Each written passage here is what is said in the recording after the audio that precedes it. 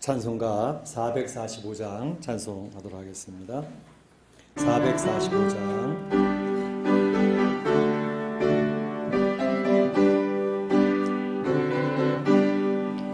대산을 넘어 고개가 고비 가운데로 걸어가면 주께서 항상 지키시기로 약속한 말씀 변치 않네. 하늘의 영광 나의 맘속에 차고도 넘쳐 할렐루야를 힘차게 불러 영원히 주를 찬양하리. 캄캄한 밤에 다닐지라 루비콘 일 되시고 나에게 밝은 빛이 되시니 길 잃어버릴 염려 없네. 하늘의 영광 나의 맘속에 차고도 넘쳐 할렐루야를 힘차게 불러 영원히 주를 찬양하리. 광명한 궤비 마음에 받아 찬란한 천국 바라보고 할렐루야를 힘차게 불러 날마다 빛에 걸어가리. 하늘의 영광 나의 맘속에 차고도 넘쳐 할렐루야를 힘차게 불러 영원히 주를 찬양. 2절 3절 캄캄한 밤에 다닐지라 오 주께서 나의 길 되시고 나에게 밝은 빛이 되시니 길 잃어버릴 염려 없네. 하늘의 영광 나의 맘속에 차고도 넘쳐 할렐루야를 힘차게 불러 영원히 주를 찬양하리. 광명한 궤비 마음에 받아 물러난 천국 바라보고 할렐루야를 힘차게 불러 빛에 걸어가리. 하늘의 영광 나의 맘속에 차고도 넘쳐 할렐루야를 힘차게 불러 영원히 주를 찬양하리. 아멘. 우리 다 같이 일어나셔서 찬송 주님 큰 영광 받으소서 찬양 하나님께 올리면서 예배를 시작합니다.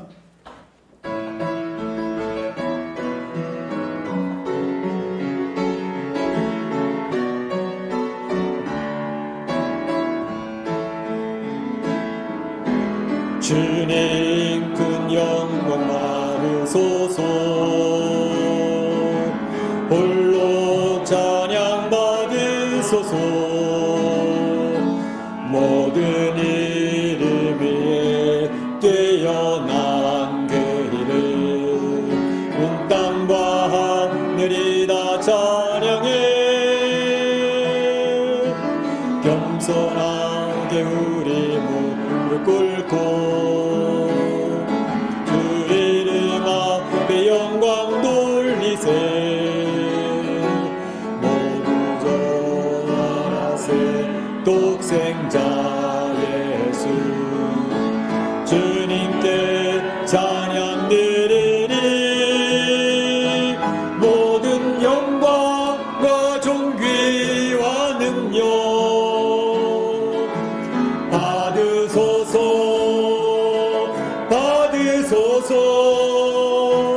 영광과 존귀와 능력 받으소서.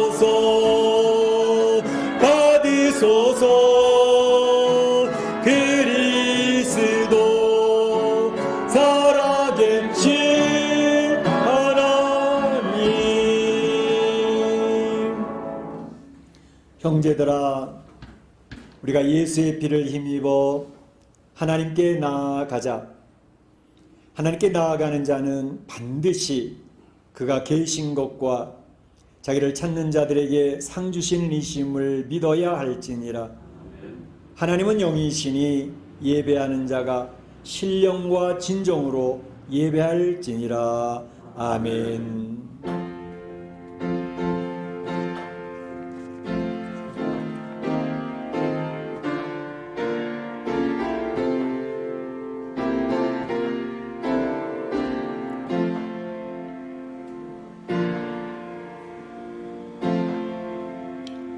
온 우주 만물을 창조하시고 이 세상의 역사를 이끌어 가시며 죄의 백성들을 축복하시는 참 좋으신 우리 하나님 아버지께 영광과 찬송과 존귀를 올립니다. 오늘도 거룩한 주일을 구별하여 주시고 하나님 앞에 올라와 찬송과 경배를 올릴 수 있도록 귀한 특권을 허락해 주시니 감사합니다. 특별히 코로나로 인하여 이 자리에 참여하지 못했던 주의 백성들이 줌을 통하여 이렇게 예배 자리에 함께하게 하심을 감사합니다. 하나님의 임재하심이 이 현장 예배와 온라인을 통해서 줌을 통해서 예배드리는 주의 백성들에게 함께하여 주시기를 원합니다.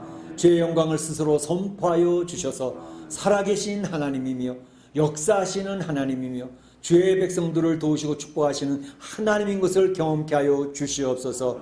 이 예배를 통하여 하나님 홀로 영광을 취하옵소서. 예수님의 이름으로 기원하옵나이다. 아멘.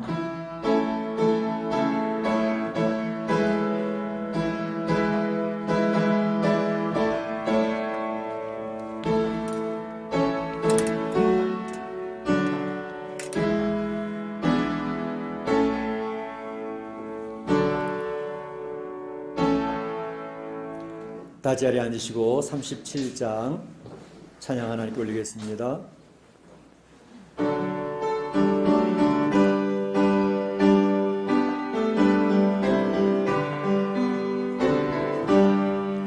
주 예수 이름 높이여 다 찬양하여라. 다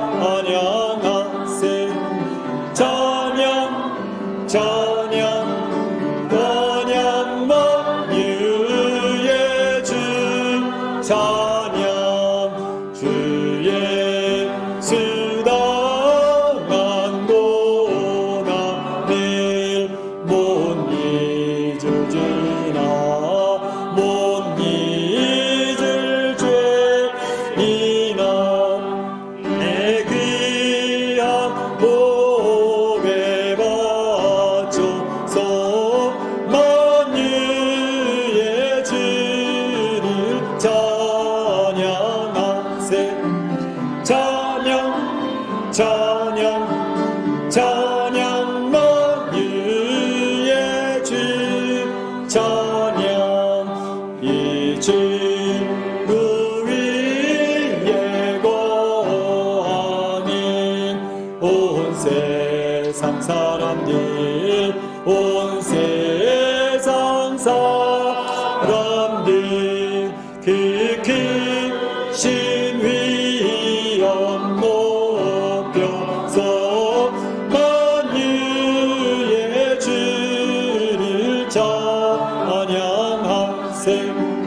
찬양 찬양 찬양 만유의 주 찬양 주 믿는 성도다 함께 주 앞에 엎드려 주 앞에 엎드려 무궁한 노래 불러서 만유의 주를 찬양하세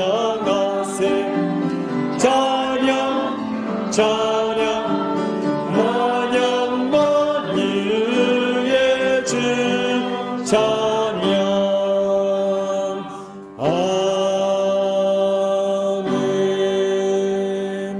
성시효독 45번이 되겠습니다. 성시효독 45번 시편 103편입니다.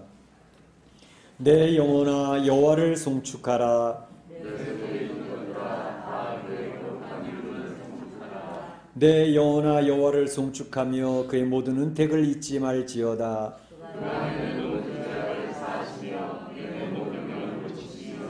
내 생명을 파멸해서 속량하시고 인자와 긍휼로 관을 씌우시며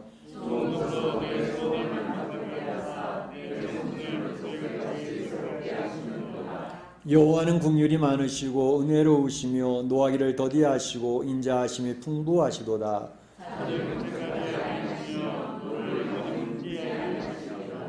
우리의 죄를 따라 우리를 처벌하지는 아니하시며 우리의 죄악을 따라 우리에게 그대로 갚지는 아니하셨으니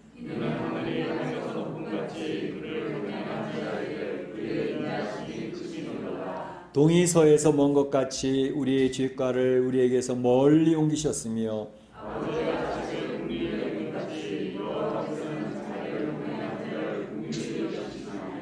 이는 그가 우리의 죄질을 아시며 우리가 단지 먼지뿐임을 기억하심이로다. 아멘. 이 시간에는 다 같이 한 목소리로 기도하는 시간이 되겠습니다. 저는 한 주간을 돌아보며 기도하시기 바랍니다. 하나님은 살아계신 분이고 우리와 가장 가까운 곳에서 우리를 살펴보신 분이십니다. 우리의 마음과 생각도 감찰하신 분입니다. 하나님 베푸신 은혜 기억나시면 감사하시고 연약해 쓰러졌던 나의 모습이 있으면 오늘 이 예배를 통하여 그리스도의 보혈이 흘러갑니다. 우리에게 구원의 예복을 다시금 점검하시고 입혀주시는 분이십니다. 감사로 나가시기 바라고 특별히 코로나19가 속히 종식될 수 있도록 우리 사랑하는 성도들이 전혀 감염되지 아니하고 지켜질 수 있도록 성도들의 가정에 경제적으로도 지켜질 수 있도록 우리 교포사회가 확진자나 사망자 더 이상 생기지 않도록 위해서 기도해 주시길 바랍니다. 다 같이 기도하겠습니다. 사랑의 하나님 감사합니다. 오늘도 귀한 날을 저희 허락하여 주시고 우리 사랑하는 성도들과 함께 이렇게 예배를 올릴 수 있는 귀한 특권과 은혜를 허락해 주시니 감사합니다. 지난 주간을 돌아보며 우리의 영적인 보고서를 주 앞에 올리기를 원합니다. 우리의 모습을 하나님은 다 보시지요. 우리의 마음과 생각도 살피신 분이셨지요. 아버지 하나님, 왜 하나님은 선한 목자가 되셔서 푸른 주장 실만한 먹거리 인도하시는 참 좋으신 하나님이셨습니다. 골방에서 눈물을 흘릴 때 그 눈물을 닦아주시며 품어주시는 참 좋으신 하나님이셨습니다. 그 하나님 앞에 감사를 올리며 찬양하는 예배 시간이 되기를 원하고 우리가 쓰러지고 넘어지고 실망하고 좌절했던 모습이 있을 때에 이 시간 그리스도의 보혈을 덮어주시며 구원의 예벽을 다시 챙겨주시는 참 좋으신 주님의 오른손을 붙들고 은혜의 보좌 앞에 담대 나가는 시간 될 수 있도록 인도하여 주옵소서. 코로나로 인하여 전 세계가 두렵고 떨림 가운데 있습니다. 코로나19 또한 코로나가 속히 종식될 수 있도록 인도하여 주시고 주의 백성들이 감염되지 않게 하시고 지켜질 수 있게 하시며 성도들의 경제적인 삶도 회복될 수 있도록 인도하여 주시옵소서. 아버지 하나님, 나이 많으신 우리 권사님으로부터 시작해서 어린 주일학교 신령에 이르기까지 하나님의 건강을 지켜주시고 주의 도우시는 역사를 경험케 하여 주옵소서. 우리 멕시코 교민들이 참으로 확진자나 사망자가 더 이상 생기지 않도록 도와주시옵소서. 하나님 예배를 통하여 살아계신 하나님의 영광을 볼 수 있게 하시고 하나님 의제를 경험하게 하시고 두려워 떠는 주의 백성들이 용기를 얻을 수 있게 하여 주셔서 하나님의 은혜로 성령의 충만함으로 지어지는 살아있는 예배가 되어 하나님을 경배하고 찬양하는 하나님이 기뻐하시는 예배 되도록 축복하여 주시옵소서. 하나님께서 함께 하심을 감사하고 예수님의 이름으로 기도하옵나이다. 아멘. 나의 평안을 너에게 주노라. 내가 너에게 주는 것은 세상이 주는 것과 같지 아니하니라. 너희는 마음에 근심하지도 말고 두려워하지도 말라. 아멘. 사도신경 신앙교도 하십니다. 여러분은 무엇을 믿습니까? 여러분은 무엇을 믿습니까?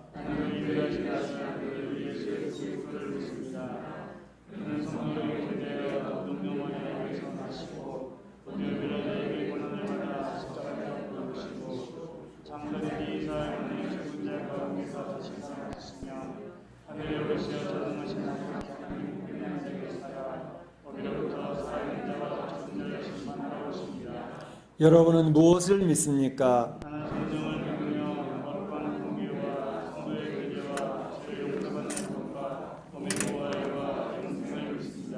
아멘. 찬송가 445장 하나님께 찬양 올립니다.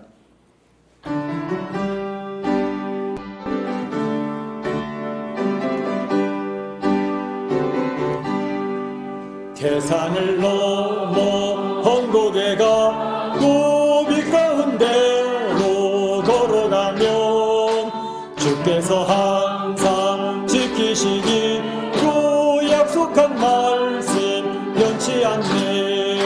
하늘의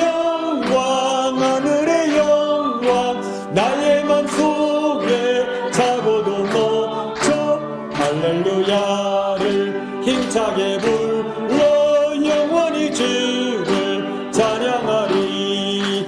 캄캄한 밤에 다닐지라도 주께서 나의 길 되시고 나에게 밝은 빛이 되시니 길 잃어버릴 염려 없네.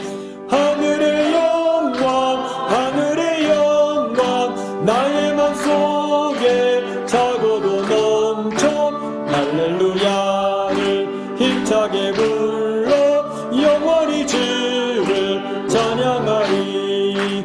영원한 그의 마음에 달아 찬란한 천국 바라보고 할렐루야를 힘차게 불러 날마다 빛에 걸어가리. 하늘의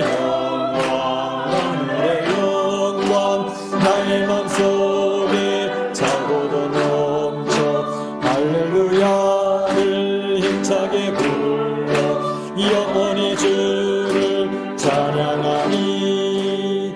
아멘. 오늘은 저에게 줌 예배를 이렇게 드리고 있는데요. 우리 교회에 와이파이하고 연결되어져 있는 핸드폰을 사용하시는 분들은 와이파이를 좀 꺼주시면 좋겠습니다. 왜냐하면 이제 와이파이 여기서 당기는 게 너무 약해가지고 와이파이가 연결되어 있는 분들이 많으면 이제 우리 교회에서 중계하는 줌이나 온라인이 제대로 연결이 안 돼 자꾸 이렇게 버벅거리고 이렇게 멈추고 그럽니다. 그래서 교회랑 연결되어 있는 와이파이 계시는 분은 꺼주시면 좋겠습니다. 이 시간에 우리 김윤 집사님 나오셔서 기도해 주시겠습니다.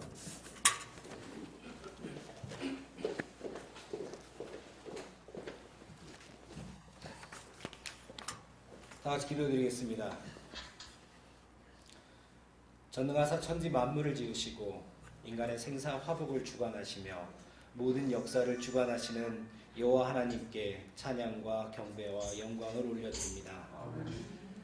하나님의 뜻은 이것이니 너희 거룩함이라고 말씀하신 주님, 주님의 자녀로 성도로 살아가며 하나님의 거룩함을 담기 위해 쓰지만 인간의 기본적인 죄악된 성향과 성품이 때때로 우리 자신을 지배하고 걸려 넘어지고 부딪히는 경우가 있었습니다. 여전히 미움도 있고 다툼도 있고 시기와 질투가 내 안에 있습니다. 먼저 손 내밀어야 한다는 것을 알면서도 원수까지도 사랑하라고 하신 말씀을 기억하면서도 그 마음을, 행동을 애써 여전히 외면하는 모습을 고백합니다. 그러나 무엇보다도 나 위에 우상을 만들지도 말고 그것들에 절하지도 다른 신을 섬기지도 말라는 계명을 알고 있으나 때로는 자녀를 우상 삼고 물질을 우상 삼고 세상의 명예와 지위를 우상 삼아 하나님의 자리에 그것을 올려놓았던 내 모습을 자백하오니 용서하여 주시고 긍휼히 여겨 주시옵소서. 신령과 진정으로 예배하기를 원하나 의례적인 행사로 관객으로 시청자로 그렇게 내 편의대로 이 자리에 앉아있지는 않은지 돌아보게 하여 주시옵소서. 그러나 또한 하나님께 늘 감사한 것은 죄의 속성으로 돌아갈 수밖에 없는 우리를 택하여 하나님의 자녀 삼아 주시고 예수 그리스도를 믿고 사망에서 생명으로 우리를 구원해 주심을 감사드립니다. 실망시키고 넘어지나 아주 고꾸라지지 않도록 붙잡아 주시고 돌아오기까지 기다리시며 책망하지 않으시고 일으켜 세워주심을 감사드립니다. 코로나19의 유례없던 상황으로 두렵고 우울한 마음이 계속되고 경제적으로 어렵고 가정에서 자녀를 돌봐야 할 일이 너무나도 많아 분주하고 육체적으로도 피곤하지만 그럼에도 불구하고 질병으로부터 지켜주시고 건강하게 이렇게 예배의 자리를 지킬 수 있도록 허락하여 주심을 더욱 감사드립니다. 하나님의 말씀을 가까이 할 수 있도록, 성도 간의 교제가 끊어지지 않도록 여러 가지 방법을 활용할 수 있도록 허락하여 주시고, 이를 위해 더욱 애쓰는 좋은 교회, 목사님, 또 돕는 손길을 우리 가운데 허락하여 주심을 감사드립니다. 내게 능력 주시는 자 안에서 내가 모든 것을 할 수 있다 하신 주님, 내가 먼저 능력 주시는 당신 안에 온전히 거하고 있는지 먼저 돌아보게 하여 주시옵소서. 세상의 유혹을 이길 수 있도록 늘 말씀을 가까이 대하며 하나님의 전신갑주를 입고 세상 가운데 나가고 있는지 점검하게 하여 주시옵소서. 각자의 겉모습과 달리 누구나 가지고 있는 문제와 어려움이 있는 줄로 알고 있습니다. 때로는 건강으로, 믿지 않는 믿음이 약한 가까운 가족의 문제로 고통받기도 합니다.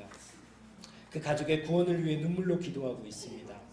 가족과 이웃과의 불편한 감정이 해소되지 않아 불편하고 어색한 관계가 반복되기도 합니다.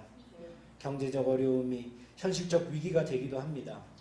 각자의 형편과 사정은 다 다르지만, 그러나 우리가 이런 현실적인 문제와 고통 가운데 머물러 있는 것이 아닌 문제 위에 있는 하나님을 믿고 의지하며 먼저 그분을 의지하고 소망하는 믿음의 자녀, 굳건한 성도가 될 수 있도록 하여 주시옵소서. 아멘. 무엇보다 오늘날 맞이하고 있는 코로나19의 상황이 속히 종식되게 하여 주시옵소서. 개발되고 있는 백신과 치료제가 속히 나와서 감염의 두려움에서 벗어나게 하옵시고, 확진이 되어 병상에 있는 자들, 안타깝게 생명을 잃고 또 사랑하는 사람을 잃고 슬픔에 빠진 이들을 위로하여 주시옵소서. 이를 위해 수고를 아끼지 않는 의료진과 관계자들에게 건강과 힘을 허락하여 주시옵소서. 코로나19의 팬데믹 상황에서 맞이하는 여러 어려움이 있지만 무엇보다도 우리의 예배가 끊어지지 않게 하시고 신령과 진정으로 드리는 모습이 무너지지 않게 하여 주시옵소서. 또 우리가 물려줘야 할 신앙의 유산이 자녀들에게 그저 텔레비전 앞에서 모니터로 편리를 따라 보아도 되는 모습으로 기억되지 않도록 우리가 먼저 본을 보이고 자녀들을 잘 양육할 수 있도록 지혜를 허락하여 주시옵소서. 우리 교회가 우리 자신이 또 세상의 빛과 소금이 되게 하시고 그 빛과 맛을 잃지 않도록, 그래서 하나님께 영광 돌리고 세상 가운데서도 칭찬받는 교회, 성도 되게 하여 주시옵소서. 이번 주간 큐티 말씀을 통해 묵상한 것처럼 거룩하고 하나님 앞에 거룩하고 형제 사랑을 통해 하나님을 기쁘시게 하는 삶을 살아갈 수 있도록 하나님 인도하여 주시옵소서. 오늘 드리는 이 예배가 하나님께 온전히 드려지는 예배 되게 하옵시고, 각자의 처한 위치는 다르나 어디에서 언제이든지 예배를 드림에 있어서 몸과 마음을 정결히 하고 하나님이 기뻐 받으실 수 있는 진실되고 정성된 모습으로 예배하게 하여 주시옵소서. 말씀 전하시는 조재영 목사님에게도 영육간에 강건하게 하시고 성령으로 함께 하시사 전하는 하나님의 말씀이 살아 움직이는 말씀, 우리의 마음 가운데 깊은 깨달음과 책임이 될 수 있는 귀한 생명의 말씀 되게 하여 주시옵소서. 이 모든 시간을 하나님께서 친히 주관하여 주실 것을 믿사오며 이 모든 말씀 거룩하신 예수 그리스도의 이름으로 기도드렸습니다. 아멘.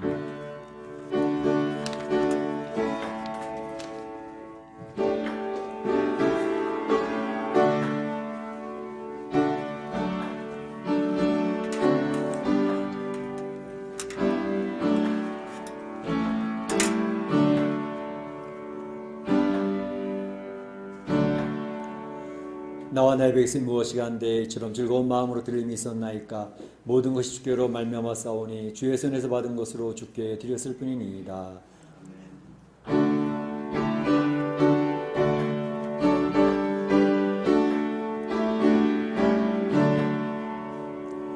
내게 있는 모든 것을 아낌없이 드리네. 사랑하고 의지하며 주만 따라 살리라.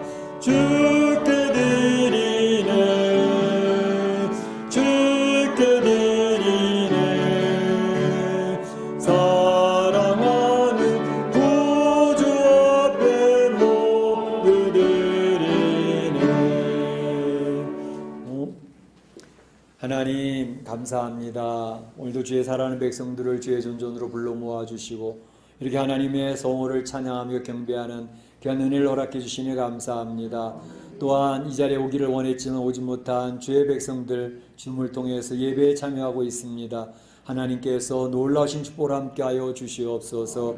오늘도 드려진 귀한 물질을 통하여 하나님 영광 받아주시고 10의 1조를 구별하고 감상금을 구별하고 여러 가지 모양으로 구별해 드린 물질 하나님 응답하여 주시기를 원합니다. 참으로 우리 사랑하는 성도들 이 코로나19를 당하고 경제적으로 멕시코 굉장히 힘든 가운데 있지만 하나님이 도우시고 공급하시고 보호하시는 귀한 역사를 경험하는 귀한 시간들이 되어지기를 원합니다. 어려울 때에 하나님의 역사를 경험하는 절호의 찬스인 것을 압니다. 하나님의 역사를 경험하여 우리 하나님은 살아계신 분이었다고 우리의 가정을 살피시고 도우시는 분이었다고 간증이 넘쳐날 수 있도록 인도하시기를 원합니다. 하나님 우리 사랑하는 성도들이 이 코로나에 감염된 일이 없도록 인도하여 주시고 지켜지게 하여 주옵시고 하나님 우리 사랑하는 성도들 영적으로도 건강하게 도와주셔서 힘들지 않도록 이 어려운 때를 용기를 가지고 담대하게 이겨낼 수 있도록 인도하여 주옵소서. 오늘 드려진 물질을 통하여 하나님 나라 확장되게 하시고 잃어버린 영혼이 찾아지게 하시고 주님의 교회가 든든히 세워져 갈 수 있도록 도와주옵소서. 감사하고 예수님의 이름으로 기도하옵나이다. 아멘.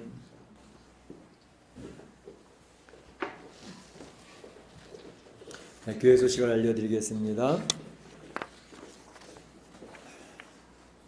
자, 오늘 우리 줌을 통해서 예배에 참여하는 성도들의 가정이 있는데요. 우리 한번 인사 한번 하겠습니다. 자, 반갑습니다. 우리 줌을 통해서 다들 보고 예, 반갑습니다. 자, 저기서 손을 흔드는 거 보니까 분명히 연결되어 있죠? 이게 쌍방통행입니다. 옛날에 그냥 온라인으로만 하면 이게 쌍방통이 안 되거든요. 그런데 이렇게 줌을 통하니까 여기서 손을 흔드니까 저기서 손을 흔들잖아요. 그래서 이제 점점 이 줌 예배가 좀 활성화되어져서 우리 사랑하는 성도들이 줌을 통해서 이 자리에 함께하는 그런 역사가 있어지기를 원합니다. 주일 오후에는 줌을 통해서 또 목장 모임을 갖게 됩니다. 오늘은 모세 목장이 2시에 모이도록 하겠습니다. 모세 목장 식구들 줌을 통해서 많이 들어오셔서 교제해 주시기를 바랍니다. 코로나19가 지금 계속되고 있어서 함께 이 자리에 와서 예배드리지 못하고 있습니다. 하지만 이러한 때에 골방 기도에 힘주셔서 하나님과의 교제가 점점 깊어져 갈 수 있도록 애를 써 주시기를 바랍니다. 이제 교회에 오실 때도 이렇게 마스크를 착용하시고 또 우리 오기 전에 우리 문인 집사님 또 다 소독을 또 합니다. 그래서 약을 다 뿌리고 그래서 철저하게 하고 있고 또 들어올 때 온도 체크도 하고 그렇게 하니까 서로 조심해 주시기를 바라고요. 저도 지난 주간에 이제 LA 한 주간 갔다 오는데 오면서 금요일 날 코로나19 가서 테스트를 했어요. 했더니 이제 이번 주간에 이메일로 왔는데 네거티브 음성이라고 얘기를 해줘서 하나님께 감사를 드렸습니다. 또 저희 집사람은 여러분들이 기도 많이 해주셔서 지난 수요일 날 이제 백내장 수술을 잘 했고 잘 되었다고 이렇게 연락을 받고 있습니다. 이제 눈이 좀 안 멀어야 비행기를 탈 수 있기 때문에 이제 다음 한 2주간 지난 다음에 또 체크업을 하고 그래서 또 몇 주 더 있어야 된다고 하지만 2주 지난 다음에 오려고 21일 날 비행기표를 끊어놓은 상태에 있습니다. 계속 위해서 기도해 주시기를 바랍니다. 추수감사 주일을 보통 이제 한국이나 이 멕시코에서는 셋째 주일 날 이렇게 추수감사 주일로 지키는데 보통 미국에서는 넷째 주일 날 추수감사 주일을 지킵니다. 왜냐하면 넷째 주 지난 목요일 날 추수감사 주일을 지키기 때문에 보통 넷째 주 드리는데 이번에는 저희가 셋째 주에 지키지 않고 넷째 주에 지키도록 하겠습니다. 왜냐하면 넷째 주에 21일 날 저희 집사람이 오는데 성찬식을 할 수 있는 게 이제 이 코로나 상황이 되니까 특별히 제작된 것들이 있더라고요. 그래서 사람 손이 닿지 않고 자기가 직접 뜯어서 떡을 먹을 수 있고 포도를 마실 수 있도록 특수 포장되어진 그러한 성찬식의 준비가 되어져 있더라고요. 그래서 그거를 저희가 한 100개 준비해가지고 이번 20일날 가져올 건데 그거 가져오면 우리가 이 1년에 한 4번 정도는 저희가 이 성찬식을 해야 되거든요. 그래서 이 믿는 성도들은 성찬식이 굉장히 중요합니다. 성찬에 꼭 참여할 수 있도록 절기마다 부활절과 또 맥주감사절, 추수감사절, 신년주일 이렇게 저희가 한 4번 정도는 성찬식을 거행을 하고 있는데 올해는 제대로 못했습니다. 그래서 좀 무리가 이제 되지 않도록 하는 범위 내에서 이제 11월 넷째 주일에 추수감사절에 성찬식을 거행할 예정이니까 사모하는 마음으로 기도하는 마음으로 준비해 주시기를 바랍니다. 이제 연말이 되어져 가기 때문에 각 부서에서는 총회를 해주셔야 되는데 지금 모여서 총회할 수 있는 상황이 아니기 때문에 카톡이나 줌을 통해서 이제 총회를 대충 준비해 주시면 좋겠고요.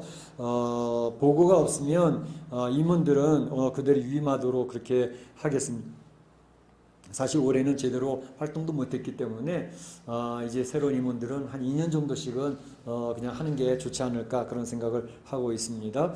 어쨌든 이제 각 부서별로 서로 의견을 모으셔서 또 이렇게 개선하실 분들은 임원 개선할 때는 임원 개선하시고 또 그렇지 않으면 그대로 유임하는 것으로 그리 하도록 하겠습니다.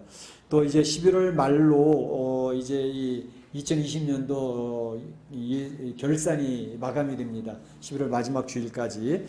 그래서 11월 달에는 우리가 재정감사, 각 부서 재정감사를 하는데 회계장부를 제출해서 작년에도 재정 검사를 맡고 회계부를 검사를 맡았는데 사실은 올해는 뭐 별 활동하지도 못해 주일학교도 그렇고 각 부서도 못했기 때문에 별로 재정감사 할 거는 별로 없겠지만 그래도 하실 수 있는 범위 내에서는 한번 좀 체크를 해 주시기를 바라고 교회에서 가지고 있는 모든 재정도 우리 감사위원들이 다 검사를 합니다. 가지고 있는 캐시도 다 일일이 다 실어보고 지금 현재 잔액이 맞는지 틀리는지 작년에도 다 검사를 해서 다 맞춰놓고 그렇게 다 보관을 하고 있습니다. 그래서 1년마다 한 번 정도씩은 다 체크를 해서 교회 재정이 제대로 보관이 되어져 있는지 제대로 쓰이고 있는지 이 재정 검사를 다 하게 되는데 감사위원으로 우리 강서원 장로님, 이학 장로님이 수고를 하시겠고요. 또 재정부에서도 11월 29일을 마지막으로 올해 결산을 마감해 주시기를 바랍니다. 그래서 12월 달에 새 예산이 집행될 수 있도록 또 예산을 세우는데도 도움이 될 수 있도록 그렇게 해주시기를 바랍니다.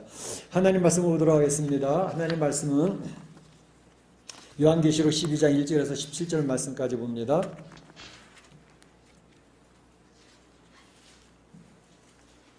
요한계시록 12장 1절에서 17절 말씀까지 같이 교독하겠습니다.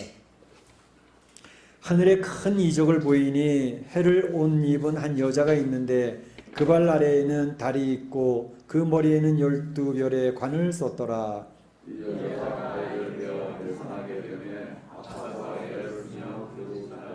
하늘에 또 다른 이적이 보이니 보라 한 큰 붉은 용이 있어 머리가 7이요 뿔이 10이라 그 여러 머리에 7 왕관이 있는데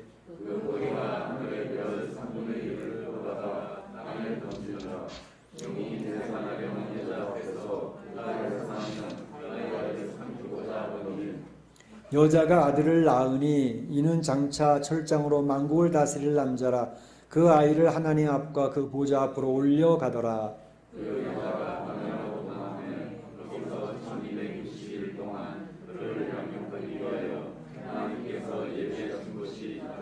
하늘에 전쟁이 있으니 미가엘과 그의 사자들이 용과 더불어 싸울세 용과 그의 사자들도 싸우나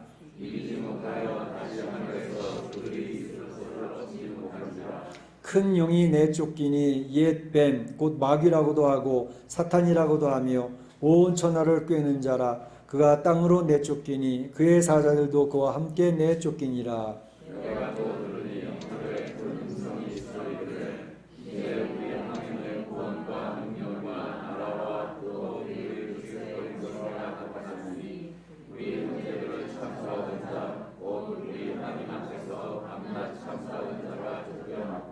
또 우리 형제들이 어린 양의 피와 자기들이 증언하는 말씀으로써 그를 이겼으니 그들이 죽기까지 자기들의 생명을 아끼지 아니하였도다.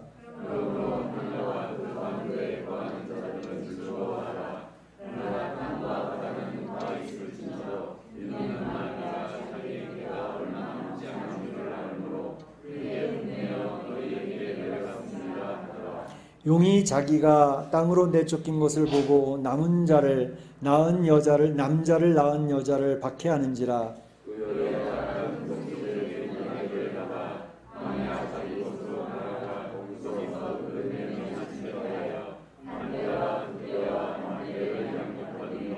여자의 뒤에서 뱀이 그 입으로 물을 강같이 토하여 여자를 물에 내려가 가게 하려 하되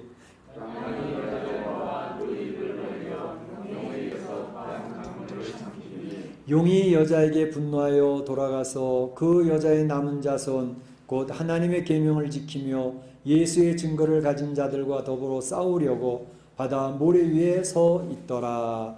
아멘. 예, 오늘 이 시간에는 계속해서 요한계시록을 살펴보도록 하겠습니다. 요한계시록을 볼 때에 중요한 것은 그 한 부분을 깊숙이 파고 들어가다가 전체의 구도를 잊어버리면 혼돈이 오기 쉽습니다. 그래서 요한 전체 뼈대를 잘 머릿속에 그리고 있는 것이 굉장히 중요합니다. 이제 말씀드렸던 것처럼 6장에서부터 16장까지는 7가지의 재앙이 3번 반복되는 내용이 나오고 있지 않았습니까? 이를테면 7 인의 재앙, 7 나팔의 재앙, 7 대접의 재앙, 이렇게 3가지 있는데 이제 6장에서는 7 인의 재앙이 있었고, 그리고 7 나팔이 부는 때가 어디라고 제가 말씀을 드렸죠? 7 나팔이 부러지는 때 성경 구절을 제가 말씀을 드렸는데 어딜까요? 왜냐하면 중요한 하나의 기점이 되기 때문에 제가 말씀을 드렸습니다. 11장 15절. 지난 시간에 말씀을 드릴 때 11장 15절에서 7번째 나팔을 부는 장면이 나옵니다. 사실은 7 나팔의 재앙은 8장과 9장에서 다 이해가 되어지고 있었거든요. 근데 8장과 9장에서 7 나팔의 재앙을 이미 이야기했는데 실제로 7번째 나팔을 부는 것은 11장 5절이란 말이죠. 그리고 또 이제 7 대접의 재앙이 나오는 것은 15장과 16장이란 말이죠. 그러니까 중간에 굉장히 간격이 있어요. 그 중간에 삽입되어져 있는 것이 있다는 것을 말씀을 드렸습니다. 그러니까 11장 15절 7번째 나팔을 부는 것을 중심으로 삼고 그 앞에 이제 6장에서는 7인의 재앙, 그리고 이제 8장 9장에서는 7 나팔의 재앙인데 7번째 나팔은 실제적으로는 11장 15절에서 얘기하고 있고, 그리고 7 대접의 재앙은 15장과 16장에 있다 이렇게 얘기를 드렸는데, 자, 7 그 나팔의 재앙을 이야기하기 전에 8장 9장인데 그 앞에 간격이 7장이 삽입이 되어져 있다고 말씀을 드려서 7장에는 14만 4천이 인을 치는 장면, 그리고 환란을 통과한 흰옷 입은 무리의 내용을 이제 설명을 드렸고, 그 다음에 8장 9장이 이제 7 나팔의 재앙이 있는데 거기까지는 6번째 나팔까지만 이야기 되어져 있고, 실제 7 나팔을 부는 장면은 11장 15절인데 그 사이에 또 간격이 있잖아요. 10장의 간격과 11장 1절에서 14절까지의 간격이 있는데 거기도 2가지가 끼어 들어가 있다고 말씀을 드렸습니다. 그 2가지, 첫 번째는 뭐였죠? 천사와 작은 두루마리. 그래서 작은 두루마리를 가져가라, 그리고 먹어버려라, 그리고 잘 소화해서 그 두루마리 내용을 선포하고 예언하라 라고 하는 그런 말씀을 드렸습니다. 그래서 11장 15절에 이제 7번째 나팔이 불고 난 다음에 7번째 나팔이 불고 난 다음에 7 대접의 재앙은 실제적으로 15장과 16장에 나오는데 그 사이에 간격이 있잖아요. 그러니까 12장, 13장, 14장 이게 또 끼어 들어가 있는 사파가 들어가 있단 말이죠. 그래서 오늘은 12장을 보는데 12장에 있는 내용은 바로 여자와 붉은 용에 대한 이야기를 이야기하고 있습니다. 이것은 7년 환란 가운데서 전반기 3년 반에 대한 내용을 이야기하는 것이고, 13장은 이제 그 7년 대환란 가운데서 후반기 3년 반에 대한 내용을 이야기하는데, 13장은 이제 여러분이 잘 아시는 것처럼 2 짐승에 대한 내용이 나옵니다. 그리고 우리가 이제 주로 많이 이야기하는 13장 마지막 절에는 666에 대한 짐승의 표인 666에 대해서 많은 논란이 있잖아요. 그에 대해서 13장에서 이야기를 하고 있고, 14장에서는 바로 이제는 14만 4천의 찬양이 나오면서 땅의 심판에 대한 내용이 나오고 있습니다. 그래서 그 3가지가 또다시 삽입이 되어져 있고, 이제 15장, 16장에서 7 대접에 대한 재앙이 쏟아지는 것으로 나오고 있는 것을 볼 수가 있습니다. 그래서 그 삽입되어지는 3가지 내용 가운데서 오늘 첫 번째는 바로 여자와 붉은 용에 대한 내용을 우리가 생각해 보려고 합니다. 그래서 12장의 내용도 17절 1절에서 17절까지 되어 있는데 이것도 3부분 나눌 수 있는데, 12장 1절에서부터 6절까지는 여자와 붉은 용에 대한 설명이 나오고 있습니다. 그래서 여자는 해로 옷 입은 여자, 그리고 발 아래는 달을 두고 있고 머리에는 12개의 별이 달려있는 관을 쓰고 있고, 그 여자는 지금 아기를 잉태했는데 아기를 낳으려고 애써서 부르짖고 있는 그런 모습으로 되어져 있습니다.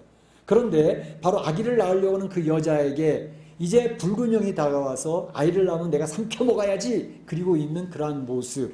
그런데 그 낳은 아기가 이제 철장 권세를 가졌다가 하나님 앞에 하나님의 보좌로 올라가 버리는 그런 모습이 나오고 있고, 그리고 여자는 이제 도망해서 광야로 가서 1260일 3년 반입니다. 42개월 그리고 이제 이 3년 반 3년 6개월을 동안 광야에서 도망해서 피해 있게 되는 그러한 장면의 모습이 1절에서 6절까지 나오고 있습니다. 그리고 중간 부분에는 바로 이제 7절에서 12절까지는 하늘 전쟁이 있었다라는 이야기를 해서 미가엘 천사장과 용과의 그 두 무리가 싸우게 되어지는 내용을 설명하고 있고, 그런데 거기에서 바로 이 붉은 용은 패배해서 땅으로 내어 쫓기는 그러한 장면이 되어져 있고, 이 내어 쫓기는 장면을 보면서 이제 하나님의 말씀을 가지고 있고 어린 양의 피로서 자기 목숨을 아끼지 아니하고 참 대항하고 있던 그러한 사람들이 박수를 치면서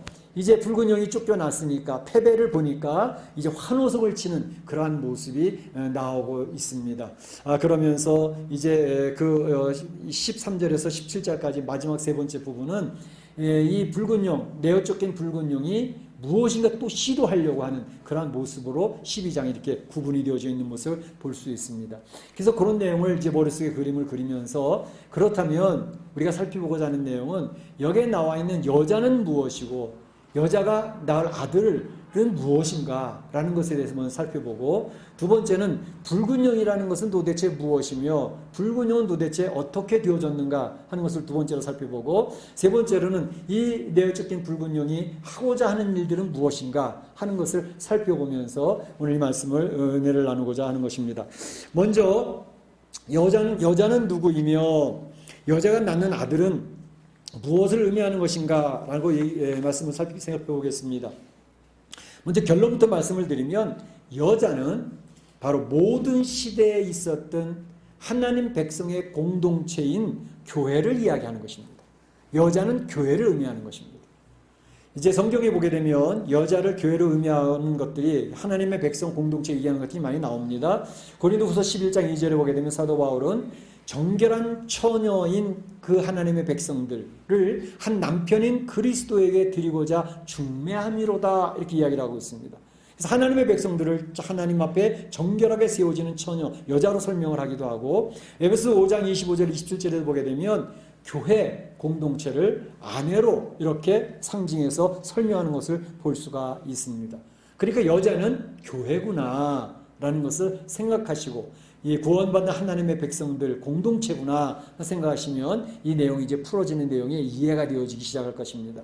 특별히 이 여자가 헤롯을 입었다 하는 것은 교회는 굉장히 영광스러운 존재라는 사실을 이야기하는 것이고, 또 발 아래 달을 두었다 하는 것은 그 교회라는 존재는 대단한 권세를 가진 하나님의 권세를 위임받은 그런 존재라는 사실을 이야기하고 있는 것이고, 12별을 가지고 있는 관을 썼다라는 것은 이 관은 승리를 이야기하는 것이거든요. 통치를 이야기하는 것이기 때문에 바로 이 교회는 이제 12개 완전히 12지파 12제자들로 구성되어 있는 그런 승리자의 모습으로, 통치자의 모습으로 왕같은 제사장으로 이 세상에 세워지는 하나님의 교회를 얘기한다고 말할 수가 있습니다. 그런데 여기서 보게 되면 이 여자가 아이를 베어 해산하게 되매 아파서 애써 부르짖었도다라는 그런 내용이 이제 2절에 나오는데, 여자가 아이를 베었다, 또 해산하게 되어져서 아파서 애를 써서 부르짖었다, 이게 도대체 무엇일까 하는 것입니다. 먼저 아이에 대해서 설명을 해오게 되면 이제 5절 6절에 보게 되면 그 아이를 설명을 하는데 이렇게 설명합니다. 여자가 낳은 아들은 어떤 존재였느냐, 바로 5절에 보게 되면 철장으로 만국을 다스릴 남자라. 이 여자가 낳은 아들이 철장으로 만국을 다스릴 남자라는 거죠. 그 아이를 하나님 앞과 그 보좌 앞으로 올려가더라 그랬습니다. 그래서 바로 이 아들, 이제 시편 2편 9절에 보게 되면 그와 비슷한 성경 구절이 나오는데, 내가 철장으로 저희를 깨뜨리며 그랬습니다. 내가 철장으로 저희 대적들을 깨뜨려 버릴 것이다 라는 말을 인용해서 나온 내용이거든요. 자, 이 정도 되면 우리 성도 생각할 때 여자가 낳은 아들은 누구겠구나 짐작이 가시죠? 누구일 것 같습니까? 누구? 메시아 대신 예수 그리스도를 이야기하는 것입니다. 그래서 예수 그리스도가 여자의 후손이라는 사실을 정확하게 설명하고 있는 것이 창세기 3장 15절에 얘기하고 있죠.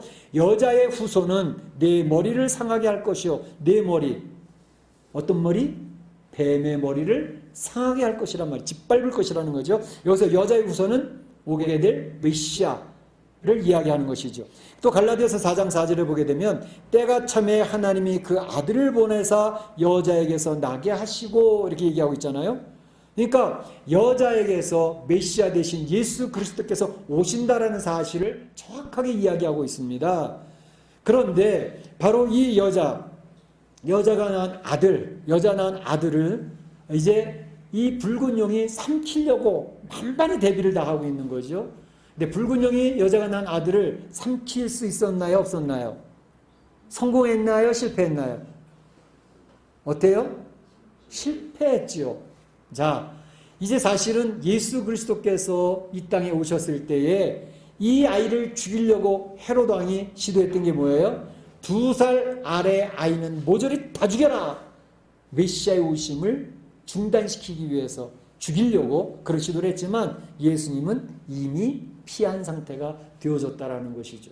그래서 첫 번째 예수 그리스도를 죽이려는 시도는 실패했습니다. 두 번째도 시도가 있었죠. 뭐죠?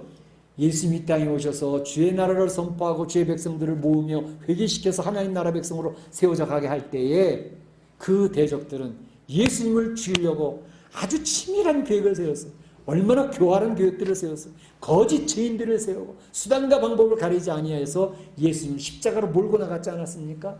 그래서 십자가에서 예수님 죽을 때 그 능력의 왕이 그 하나님의 빛의 사자가 십자가에서 처참하고 무력하게 초라하게 죄인의 모습으로 죽었단 말이죠. 그때의 그 대적들, 그들은 얼마나 박수치고 좋아했는지 모릅니다. 드디어 우리가 그 아들 메시아를 죽였다. 그래서 우리는 성공했다. 라고 박수를 치고 있는 그때 3일 후에 예수님께서 죽음의 권세를 깨뜨리고 무덤의 문을 여시고 일어나심으로 말미암아 부활하심으로 사단이 가장 강력하게 사용하는 죽음의 권세를 무너뜨렸던 것이죠. 그래서 바로 아들을 죽이려고 삼키려고 했던 그러한 시도는 좌절되고 말았다는 것을 이야기합니다. 뿐만 아니라 그 예수님은 살아나셔서 주님의 보좌로 승천하셨던 것을 이야기하고 있지요. 그러니까 여기서 나온 여자와 아들의 그 내용들이 이해가 되시겠죠? 자, 그런데 바로 이 여자를 해산하게 되어 아파서 부러지셨도다. 애써서 부러지셨도다. 구약에 있는 하나님의 백성들, 성도들은 메시아가 오기를 위해서 그 광야교회 구약의 성도들은 그렇게 메시아를 기다리며 부르짖었습니다. 많은 선지자들이 메시아 어서 오시옵소서라고 부르짖었습니다. 그래서 예수님이 신약시대를 여시면서 우땡 오시지 않았습니까? 자, 그런데 바로 신약에 있는 성도들이 이제 교회를 구성을 하고 하나님 나라가 확장되어서 선포되어져 가는데 바로 이 교회 공동체에서는 또 이 아들, 예수 그리스도는 맏아들이라고 그랬잖아요. 그래서 예수 그리스도를 통해서 이 땅에 하나님의 자녀들이 세워져 가는데 남은 자손이죠. 이 남은 자손들, 하나님의 백성들이 교회를 통해서 세워져 가는 것입니다. 그래서 이 교회 공동체가 얼마나 중요한 존재인지 몰라요. 교회 공동체를 통해서 주의 말씀이 가르쳐지고 주의 말씀으로 양육을 받고 주의 말씀이 선포되어지고 하나님 나라가 선포되는 가운데 이 교회 공동체 안에서 예수 믿는 성도들이 생기는 것입니다. 예수 영접하고 하나님 자녀로 태어났을 뿐만 아니라 교회 공동체는 것을 통해서 애쓰고 성도들이 부르짖음으로 말하며 교회 안에서 하나님의 사람들이 성장하고 성숙하고 하나님의 일꾼으로 세워져 가는 것이 교회 공동체를 통해서 이루어져 가는 것입니다. 그래서 교회는 애써서 부르짖고 하나님의 자녀들을 세워나가로 세워가로 양육해나가는 이 일을 교회가 지금도 땀을 흘려가면서 애를 쓰고 어떤 고난이 있고 어떤 파괴 공작이 있더라도 그걸 이기려고 애를 쓰는 것이 교회를 통해서 이루어져 가고 있는 것입니다. 여러분들은 교회를 사랑하시기를 축원합니다. 우리 교회 공동체가 얼마나 소중한 존재인가를 기억하시고 바로 이 교회가 아이를 베어 예수 그리스도가 오셨고 예수 그리스도 통해서 하나님의 백성들이 세워지는 이 일을 통해서 부르짖고 있고 애쓰고 있는 이런 교회 공동체 너무너무 소중한 것이다. 그래서 예수님으로 말미암아 태어난 주의 백성들은 교회를 목숨같이 사랑하는 겁니다. 교회를 위해서 헌신하는 것입니다. 너무나도 소중한 공동체이기 때문에 그렇습니다. 자, 그 다음 두 번째 살펴볼 것은 큰 붉은 용은 무엇인가, 그리고 그 붉은 용은 어떻게 되었는가 하는 내용을 살펴보겠습니다. 우선 큰 붉은 용에 대해서 오늘 성경은 정확하게 데피니션을 내리고 있습니다. 9절에 그 큰 붉은 용은 옛 뱀이라고도 하고 그것은 마귀이며 그것은 사단이다. 큰 용이 내쫓기니 옛 뱀, 곧 마귀라고도 하며 사탄이라고도 하며 이것의 존재는 온 세상을 꼬이는 자, 온 세상을 속이는 자, 꿰는 자로서 존재하고 있다라는 것을 이야기하고 있습니다. 바로 이 큰 붉은 용, 이 용은 머리가 몇 개예요? 머리가 7개. 관이 몇 개 썼어요? 7관을 쓰고 뿔이 10개. 이 뿔이라는 것은 사단이 사용하는 권세가 강력할 것을 이야기하고 있고, 또 큰 붉은 용에 큰 자를 붙였던 이유는 그 붉은 용의 권세가 굉장히 거대하고 막강하다는 것을 강조하고 있는 것입니다. 이 붉은 용으로 표현되고 있는 것은 잔인하고 재빠르고 아주 파괴의 속성이 대단하다라는 것을 이야기하고 있습니다. 특별히 이 붉은 용이 꼬리를 통해서 하늘의 별 3분의 1을 끌어가지고 땅으로 내려보내잖아요. 꼬리를 통해서 자기의 수종을 들고 자기의 일을 감당하고 그런 그 존재들을 3분의 1 끌어가는데, 꼬리라고 하는 말로 표현하는 것은 거짓말과 속임수, 수단과 방법을 가리지 아니하고 바로 그 거짓말과 속임수로 이것을 끌어가는 그런 존재라는 것을 이야기하고 있습니다. 그래서 붉은 용이라고 하는 것을 정의하면 붉은 용은 사탄을 의미하는 것입니다. 그리고 그 사탄은 거짓말과 속임수로 꾀임으로 바로 파괴하고 공격하는 잔인성을 가지고 있다는 것을 이야기하고 있습니다. 이 붉은 용이 장악해 나가는 방법은 두 가지의 측면이 있습니다. 첫 번째는 개인, 이 세상에 오는 개인, 성도들을 포함해서 그들을 계속 참소하는 자로 남아 있습니다. 왜냐하면 말씀드렸던 것처럼 이 생에 태어난 모든 사람들은 죄성을 가지고 태어나기 때문에 살아가면서 죄를 자꾸 짓습니다. 죄 열매들이 있습니다. 성도도 예외이지 않습니다. 그러니까 죄를 지을 때마다 사탄은 와서 참소를 합니다. 너 죄 졌잖아. 네가 알고 있고 내가 알고 있어. 왜 그걸 인정하지 않으려고 해? 그래서 죄를 지적을 하면서 죄책감을 갖게 하고, 죄를 지은 자는 죄의 삭은 사망이라 했으니 너는 죽을 존재야 라고 하면서 죽음의 칼을 갖다 대놓고 자기에게 굴복하도록 재갈을 물려서 끌고 다니는 게 사단의 속성입니다. 참소하는 자로서 개인을 공격을 하고 있습니다. 그런가 하면 개인만 공격하는 게 아니라 이 세상 전체를 장악하려고 하는 의도를 가지고 있습니다. 이 세상을 전체를 속이고 거짓말을 해서 장악해 나가려고 하는데, 그것은 이 세상 사람들을 사상적으로 장악을 하고 하나님과의 성경적인 가치관을 끊어버리려고 하는 그런 사상들을 이제 가지고 이 세상을 끌고 가려고 합니다. 그의 시도들이 뭐죠? 옛날에는 많이 있었지만 특별히 진화론을 통해서 초등학교 들어가자마자부터 진화론을 가리킵니다. 창조론은 무슨 창조론? 하나님이 어디 있어? 세상은 진화를 통해서 가는 거야. 세상 사람들이 머리를 장악을 합니다. 그런데 이 진화론만 가지고 되는 게 아니라 이제 최근에는 공산주의 유물론을 가지고 성공하는 듯 보였습니다. 그래서 이제 레닌을 비롯해서 이 스탈린도 원래 기독교인이었습니다. 그런데 바로 이런 사상을 이제 공산주의 유물론으로 연결되면서 기독교를 버리고 유물론을 따라갔던 그런 사람입니다. 그러니까 공산주의 이론을 가지고 세상을 파라다이스의 세상을 만들 수 있다라고 강력하게 외치는데, 그것이 허구였다는 사실을 그들이 해보니까 안 되더라는 거죠. 그래서 공산주의를 신봉하던 사르트르라고 하는 사람은 그가 공산주의는 실패고 거짓이었다라는 것을 나중에 고백하고 있지 않습니까? 그런데 바로 공산주의 이론은 뭐예요? 유산자, 무산자를 구별을 해가지고 소위 많은 것을 가지고 있는 부르주아들, 그리고 착취당하는 프로레타리아, 이 노동자 계급이 가진 자들을 때려 엎어서 투쟁으로 빼앗아서 평등해져야 된다는 것을 이야기한 공산주의입니다. 굉장히 경제적으로 어려움을 당하고 이제 업앤다운이 심한 경제적인 것을 노동자들도 부자가 될 수 있고 노동자들도 동일하게 대우를 받을 수 있다. 공산주의 이론이 굉장히 지식층한테 엘리트층한테 먹힌 거예요. 그래서 공산주의 이론을 가지고 이제 했던 것이 바로 스탈린, 레닌, 스탈린, 중국의 마오쩌둥, 모택동. 그래서 했는데 해보니까 실제로 해보니까 다 무살게 되어져 버린 거예요. 이건 공산주의 사상은 안 된다는 걸 알게 됐어요. 그래서 1960년대에 갔을 때는 공산주의 이론을 이야기하는 사람 완전히 왕따를 당했습니다. 사람 취급을 안 해줬습니다. 그러니까 공산주의 얘기를 더 이상 못하게 됐습니다.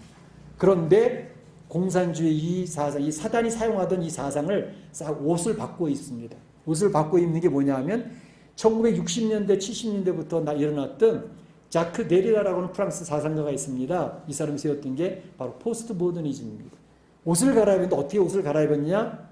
이제 그 다음부터는 가진 자와 못 가진 자로 이야기하는 게 아니라 부르주아와 프롤레타르 얘기하는 게 아니라 억압하는 자와 억압받는 자로 구분을 합니다. 억압하는 자와 억압받는 자. 옷만 갈아입은 거예요. 내용은 똑같습니다. 공산사와 똑같습니다. 그래서 억압받는 자는 억압하는 자를 투쟁으로 물리쳐버려야 된다는 것입니다.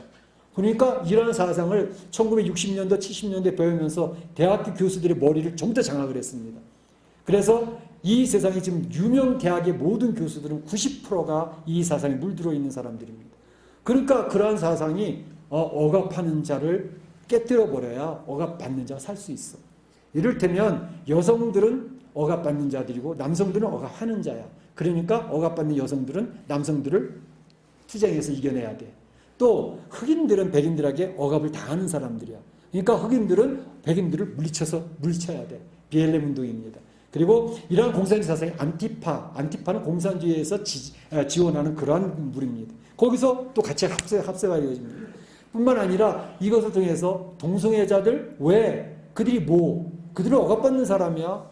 세상 사람들에게 피해당하는 사람이야. 동성애자들은 그것을 이겨내야 돼. 라고 해서 그런 구도로 억압하는 자, 억압받는 자 둘로 딱 구별을 해서 싸우게 만들었습니다. 그러니까 지금 보면 진실과 거짓, 그 사람이 생각하기 나름이지 진실이 어디 있어. 거짓이 어디 있어. 사람마다 생각하고 관점에 따라서 거짓이 진실일 수도 있고 진실이라고 떠들고 진리라고 떠드는 것이 거짓일 수도 있어. 그 진실과 거짓을 흐리멍텅하게 만들어버립니다. 그리고 선과 악이라는 구분을 할 필요도 없다라는 것입니다. 그러니까 무도덕의 세계입니다. 부도덕의 세계가 아니라 무도덕의 세계로 지금은 이러한 사상적인 싸움이 치열하게 벌어지고 있는, 그것을 누가 하고 있느냐? 붉은 용이 전 세상의 머리를 장악하게 나가고 있는 것입니다. 그래서 이러한 투쟁을 통해서 하나님이 만들어 오는 세상의 질서, 이걸 깨뜨려 버려야 되는 겁니다. 그래서 아방가르드, 틀을 깨뜨려라 라는 것을 주장하는 게 포스트 모더니즘, 그 사상이 지금 전 세계를 지배하고 있는 것입니다. 붉은 용은 앞으로도 계속 거짓말하는 자, 속이는 자, 꿰는 자이기 때문에 옷을 계속 바꿔 입으면서 하나님이 만들어 놓은 세상을 파괴시킬 것입니다. 그래서 가정을 파괴시킵니다. 교회를 파괴시킵니다. 국가를 파괴시킵니다. 그래서 해체주의입니다. 앙심주의. 앙심이라는 것은 바로 인간이 가지고 있는 죄성, 그 안에 분노를 일으켜가지고 그 분노를 통해서 상대방들을 내 탓이라고 하면서 물리치는 그러한 세상을 만들어 나가겠다는 것입니다. 그러니까 지금도 붉은 용은 이 전 세계를 지배하고 있고 세상이 장악하는 그런 세상을 만들고 있다는 것입니다. 그러니까 이런 것을 보면서 이제 우리가 성경적인 가치관으로 분명히 세워져 있고 마지막에 보루는 교회 공동체거든요. 교회 공동체가 성경의 가치관으로 딱 맞서고 있으면 바로 이러한 것에서 우리가 승리할 수 있다는 것입니다. 그런데 이 붉은 용이 하늘에서 쫓겨나는 일이 벌어졌습니다.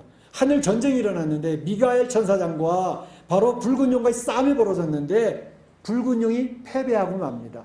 미가엘 천사장이 이겼습니다. 그래서 땅으로 내어 쫓기는 겁니다. 그런데 그것을 보면서 한 어린 양의 피와 하나님의 말씀을 가졌던 그 자기 목숨을 내걸고 저항하던 하나님의 백성들이 막 박수를 치며 환호하는 내용이 중간에 나오고 있는 것입니다. 우리를 참소하던 자가 드디어 쫓겨났다. 우리를 참소하던 자가 드디어 참소에 대한 이제는 무력화가 되어졌다. 더 이상 이 세상 사람들을 참소할 수 있는 권한을 빼앗겼다. 그런 얘기를 합니다. 그렇게 볼 때, 자, 붉은 용 사단이 참소할 수 있는 것이 무력화되어진 이유가 뭐죠? 무엇 때문에 참소하지 못하게 되어졌죠? 그것은 바로 예수 그리스도께서 십자가에서 우리 죄인들의 모든 죄를 끌어다가 거기서 처리를 하셨기 때문에 더 이상 죄를 가지고 죄책감을 주면서 죄로 처벌하겠다라고 하는 참소를 사단이 사용하지 못하게 되어졌던 것입니다. 그렇기 때문에 참소하지 못하게 되어지는 역사, 그러니까 미가엘 천사장이 이겼다고 하지만 미가엘 천사장이 붉은 용을 물리칠 수 있었던 최대의 공격 무기는 뭐였냐? 예수 그리스도의 십자가의 죽으심과 부활의 역사건, 죽음을 가지고 더 이상 사람들의 재갈을 물려서 끌고 나가지 못하도록 하게 했던 하나님의 역사가 있었기 때문에 미가엘 천사장이 대승리를 하게 됐던 것입니다. 그러니까 이 붉은 용은 쫓겨나게 되어지는 것입니다. 바로 이러한 모습을 보면서 이 순교자들이 이야기합니다. 자, 하늘나라에서는 이미 승리가 이루어졌으니 이 땅에 있는 주의 백성들아, 이 붉은 용을 잘 분별하고 잘 계산하고서 잘 처리해야 돼 라는 얘기합니다. 그래서 마지막에 이야기하는 게 바로 이 땅으로 내쫓긴 붉은 용은 이 땅에서 무엇을 하려고 하는가 하는 것을 우리가 알아야 되겠다는 것입니다. 그것은 13절에 나와 있는 것처럼 남자를 낳은 여자를 핍박하는지라, 이 여자를 핍박하는데 온 이제 힘을 기울이려 했습니다. 그래서 그 내용이 뭐냐면 물을 토하여 가지고 여자를 떠내려가게 하려고 했다는 것이죠. 여기서 물을 토하여서 여자를, 교회 공동체를 떠나버리고 파괴시키려고 했던 그런 것들은 교회에 대한 재앙, 교회에 대한 환난과 핍박, 또 교회에 대한 사상적인 것들로 인해서 장악해가지고 세상 사람들이 여론이 그렇게 형성됐는데 교회 다니는 사람들은 뚱딴지 같은 소리 한다고, 저 어리석은 사람들 아니야? 전 세계 90%의 여론이 이런 사상으로 물들어 있는데 10%도 안 되는 교회가 저항을 해본다 한들 무슨 힘이 있겠는가? 그러니까 물과 같이 이 세상을 밀어붙이고 교회를 밀어붙이려고 하는 그러한 모습이 있게 되어진다는 것을 이야기하고 있습니다. 그런데 놀라운 일은 이 땅, 죄악을 상징하고 불신의 장소인 이 땅에서 그 붉은 용이 막 물을 토해내고 쏟아내서 여자를 밀어내려고 하는데, 그런데 땅이 그 물을 다 마시어 버렸더라 이렇게 얘기를 하고 있습니다. 용의 입에서 나온 강물을 삼켜버리니, 땅이 여자를 도와 그 입에 벌려 용의 입에서 나오는 강물을 삼켰다. 이거는 하나님께서 기적적으로 이 세상을 이제 역사하실 것을, 그래서 그 여자 여인 교회 공동체를 보호할 것을 선언하고 있는 것을 볼 수가 있습니다. 이제 붉은 용과 예수 그리스도의 대적의 그 프레임은 정확하게 잡혀 있습니다. 첫 번째로 붉은 용 사탄은 이 세상의 메시아 되신 예수 그리스도의 낳은 아들을 죽이려고 시도했지만 그 첫 번째 시도는 실패했다. 헤롯 왕에 의해서 십자가의 죽음으로 인해서 그가 엄청난 치밀한 계획과 교활한 모습으로 했지만 실패했다는 것입니다. 그 다음에 붉은 용의 이제 목표 타겟은 바로 교회였습니다. 여자였습니다.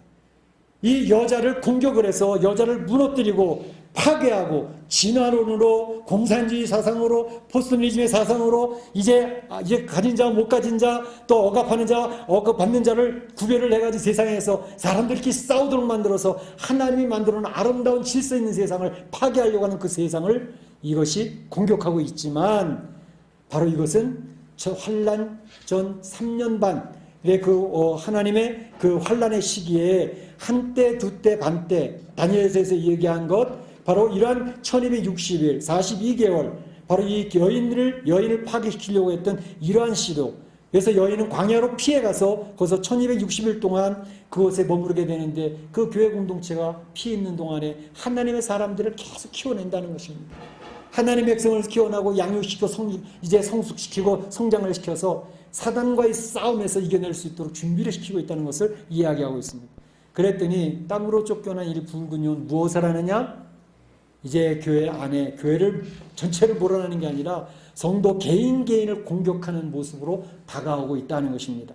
그래서 여인의 남은 자손, 예수 그리스도에 뒤따르는 자손들, 그 자손들을 개인적으로 공격을 한다는 것을 이야기하면서 이제 이 남은 자들을 하나님의 계명을 지키며 예수의 증거를 가진 자들과 더불어 싸우려고 바다 모래 위에 섰더라 하는 것이 17절 마지막에 마무리잖아요. 그 13장이 벌어지는데, 바로 13장에 들어가게 되면 성도들 개인을 7년 환란 후반기 3년 6개월을 어떻게 성도들을 공격할 것인가, 그래서 성도들이 얼마나 처참한 모습으로 되어질 것인가 하는 그런 것들을 이야기하는 길이 벌어지게 되는 것입니다.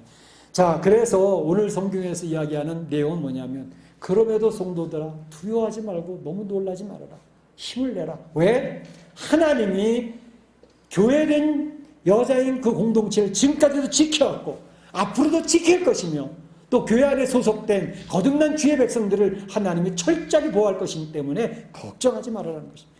그래서 큰 독수리의 두 날개로 여자를 보호해서 지켜내는 것처럼 신명기 32장 10절부터 12절까지도 그런 내용이 나와 있죠. 제가 한번 읽어드리면 이런 내용입니다. 신명기 32장 10절부터 여호와께서 그를 황무지에서 짐승을 부리는 광야에서 만나주시고, 여호와께서 하나님의 백성들을 광야에서 만나주셨다는 것입니다. 그리고 그를 호위하시며 보호하시며 자기의 눈동자같이 지키셨도다. 하나님의 백성들을 자기의 눈동자같이 지키셨다는 것입니다. 11절에 보게 되면 마치 독수리가 자기 보금자리를 어지럽게 하여 자기 새끼들을 너풀거리며 그 날개를 펴서 새끼를 받으며 그 날개 위에 것을 엎는 것 같이, 교회 공동체 안에 주의 백성들 독수리 날개로 훈련시켜 양육시켰듯이 주의 백성들을 지금도 양육시켜 나가고 있습니다. 전 세계에 흩어져 있는 많은 교회 안에 거듭난 주의 백성들이 있습니다. 그 주의 백성들이 바로 이 붉은 용과 계속해서 이겨낼 수 있도록 하나님 훈련시키고 있다고 하는 사실을 이야기하고 있습니다. 12절에 이야기하기를 여호와께서 홀로 그를 인도하셨고, 하나님이 그 백성을 인도하셨다는 겁니다. 홀로, 다른 신이 아닌 여호와께서 홀로 인도하셨기 때문에 그와 함께한 다른 신이라는 것은 없었다라고 이야기를 합니다. 그래서 결론은 그겁니다. 성도와 교회를 하나님은 자기 눈동자같이 지키신다고 선언하시고 안전하게 보호하시고 지키실 것을 선포하고 계십니다. 그렇기 때문에 이 세상을 장악하고 이 세상이 자기 손 안에 다 들어왔다고 좋아하고 있는 붉은 용, 그 큰 권세로 성도들을 핍박을 하고 환난을 주고 교회 공동체를 밀어내고 있는 붉은 용의 모든 권세, 그것과의 싸움, 붉은 용과 사탄과의 싸움은 이미 예수 그리스도께서 승리하셨기 때문에 승리한 싸움이라는 것입니다. 이미 승리가 선포된 싸움이기 때문에 예수님 옷자락 붙들고 따라가는 주의 백성들은 승리할 수밖에 없다라는 사실을 선언하는 것이 계시록의 중요한 내용입니다. 사랑하는 성도 여러분, 요한복음 16장 30절 예수님이 직접 얘기를 하셨습니다. 이렇게 얘기하십니다. 성도들아, 세상에서는 너희가 환난을 당하나, 세상에서 너희는 환난을 당하나 담대하라. 내가 세상을 이겼노라. 세상의 주인은 붉은 용 사탄이 아니라 바로 예수님이 진짜 통치자가 되신다라는 사실을 이야기하고 계시는 겁니다. 사랑하는 성도 여러분, 이제 점점 마지막 때 종말에 가까워 있는 것을 막 느끼고 있습니다. 피부적으로 느끼고 있습니다. 이 마지막 때에 어떤 환난과 핍박이 다가온다 할지라도 하나님의 보호하심과 하나님이 돌봐주신 것을 확신하고 승리하는 성도들이 다 되실 수 있기를 주님의 이름으로 축원합니다. 축복합니다. 네. 다 같이 한 목소리로 기도하겠습니다. 오늘 주신 말씀 기억을 하고, 여자는 무엇이고 낳은 아들은 무엇이고 붉은 용은 무엇이고 붉은 용의 존재는 어떻게 되었는가, 지금 이 마지막 때 붉은 용은 주의 백성들을 향해서 교회를 향해서 어떻게 도전해오고 있는가 잘 기억하시고 시대를 분별하고 성경적인 가치관에서 흔들림이 없이 바로 서는 그러한 역사에 있도록 해서 기도해 주시기 바랍니다. 같이 기도합니다. 사랑의 하나님, 감사합니다. 하나님께서 오늘 요한계시록 12장의 말씀을 통해서 이 세상이 어떻게 움직여져 가고 있는지 그 프레임을 보게 해주셨습니다. 아버지 하나님, 이 성경적인 가치관을 잃지 아니하고 끝까지 지켜내는 교회 공동체, 주의 성도들이 될 수 있도록 인도해 주셔서 마지막 때 어떤 환난이 오든 어떤 핍박이 오든 우리의 목을 대고 우리의 생명을 위협하는 붉은 용의 역사가 있더라도 하나님 굴하지 아니하고 예수 그리스도의 어린 양의 피를 의지하고 예수 그리스도의 권세를 의지하여 예수님이 이신 것처럼 승리하는 우리의 삶이 될 수 있도록 역사하여 주시옵소서. 감사하고 예수님의 이름으로 기도하옵나이다. 다 같이 일어나셔서 날 구원하신 주 감사 찬양 올리겠습니다.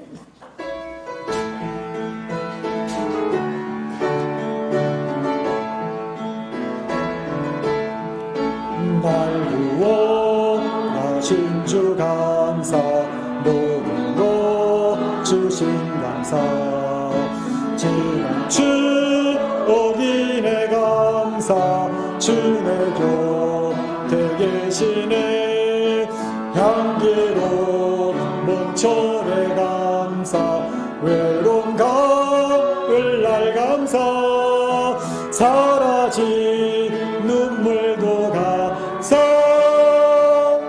나의 영혼 평안해. 지금은 우리 구주 예수 그리스도의 은혜와 하나님 아버지 그 크신 사랑하심과 성령님의 감동 감화 교통하심이 오늘 요한계시록 12장에 나와 있는 여자와 붉은 용에 대한 내용을 이해하고 지금 시대에 이루어지고 있는 모든 내용이 바로 이 성경에서 예언한 내용대로 이루어져 있음을 확인하고 시인하며 이제 하나님의 말씀으로 어린 양의 보혈로 능력을 덧입어서 세상을 이겨내고 하나님의 귀한 역사를 이루기로 소원하는 우리 온 성도들 머리와 가정과 자녀와 일터 가운데 우리 교회 가운데 이제로부터 영원토록 함께 있을지어다. 아멘.